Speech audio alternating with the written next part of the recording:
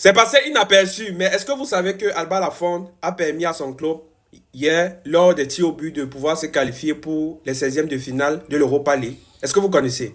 Oui, oui. Alba Lafont a effectué un arrêt hier lors de la séance au tir au but de son club actuel. Panathinaikos, c'est Panathinaikos club quoi, qui a affronté voilà, un club là pour en fait les qualifications en 16e de finale de l'Europa League. Et le match s'est déroulé sur 90 minutes, il n'y a pas eu de vainqueur. Et après, ils sont partis au tir au but et Alba Lafont a arrêté le premier penalty du camp adverse, permettant ainsi à son club de se qualifier pour les 16e de finale de l'Europa League. Et pour ma part, je trouve que voilà, c'est un bon signal parce que à l'heure actuelle, vu l'état de forme de Yaya Fofana, c'est pas convaincant.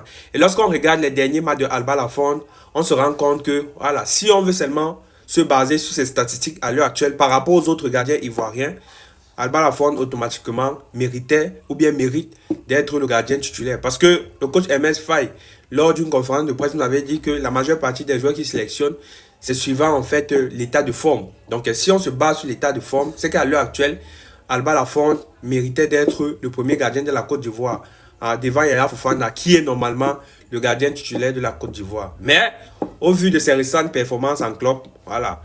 Donc voilà, on ne pense pas que Yaya Fofana, pour cette trêve internationale du mois de mars, pourra continuer à être titulaire en équipe nationale de la Côte d'Ivoire, d'autant plus qu'il n'a pas fait une très bonne CAN avec les éléphants de la Côte d'Ivoire. Donc on espère bien voir ce que Alba Lafont va nous fournir durant cette trêve internationale, d'autant plus que la Côte d'Ivoire, au cours de son histoire footballistique, n'a jamais réellement eu de top gardien. Parce que vous pouvez regarder, voilà, le secteur gardien, grand gardien de classe mondiale, n'a jamais été évoqué côté ivoirien. C'est plus les joueurs, c'est-à-dire les défenseurs, les milieux de terrain et les avant-centres. Donc la Côte d'Ivoire, ce côté-là, n'a jamais eu de très grands gardiens.